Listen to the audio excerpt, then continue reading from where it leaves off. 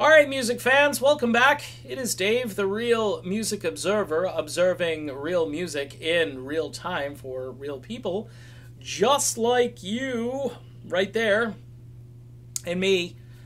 Joe Cocker. What the heck happened to Joe Cocker? That is the subject matter of this particular video. A voice which you just couldn't duplicate. Joe Cocker had his own thing, man. And he was great. And you know what? He represents, too, an era of voices where they had distinction. Like a guy like Joe Cocker couldn't exist now because his voice is just too different for people. A lot of people didn't like Joe Cocker's voice, but apparently they liked him at the Grammy Awards, and they liked him at the Oscars and various places. Joe Cocker's voice seemed to work out well. Jennifer Warnes and him had a mega hit with a tune called Up Where We Belong from Officer and a Gentleman.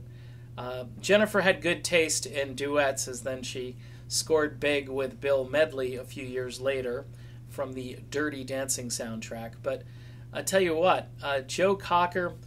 The Beatles were huge fans of Joe Cocker, of course, with a little help from my friends, which Joe covered and went all the way to #1 in the UK. So that's saying something about Joe Cocker's ability to cover songs.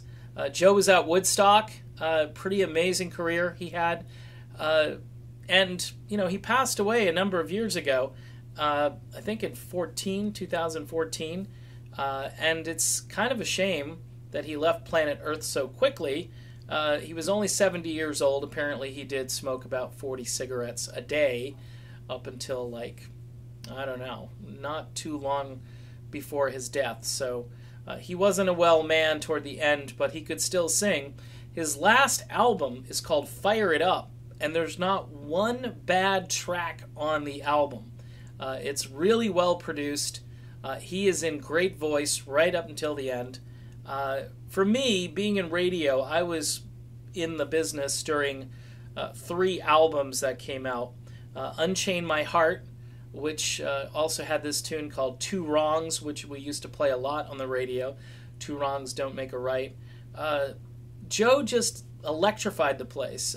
Unchain My Heart, You Can Leave Your Hat On, that was another huge movie song. And... a radio stopper as well. People would often just pull off to the side of the road and take it all in, as Joe painted quite a picture in that song.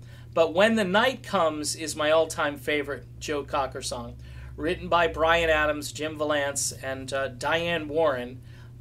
She had the magic touch, and you're teaming up with 2 guys who can already write great songs. And Joe took it pretty far, number 11 on the Billboard charts, but even higher on the mainstream rock charts. It had this great intro and this drum beat. Just a classic song, one of my favorite all-time tunes, actually. Joe Cocker, When the Night Comes. And then the next album that I was a part of or listening to was called Night Calls, and that was in '91, so things, again, were starting to unravel. You'll have to see my prior video. But we played Joe's version of Gary Wright's tune, Love is Alive, and just a scorching song. I mean, I love that tune, and didn't get a lot of radio airplay after that. Just check out Joe Cocker's career. It's amazing. His version of Feelin' All Right, a lot of people like that the best. I mean, you've got so many out there. You got Dave Mason's, you got the original Traffic version. You got so many different versions of Feelin' All Right. Steve Winwood, of course, does his own. But, Joe is a great interpreter of voice. And he passed away again in, I believe it was 2014, at the age of 70 years old. And there really wasn't that much press. It's just, here's the thing. Again, his voice was one of a kind. It was distinctive. For some people, it was very annoying. I disagree. I liked Joe Cocker's voice because he had an original voice, and the original voices today are all computerized and corrected, auto-tuned, and so forth. They'd be auto-tuning the crap out of poor Joe Cocker, and he would lose all of his soul, all of the uniqueness that he has, and that would be really sort of a self-defeating thing.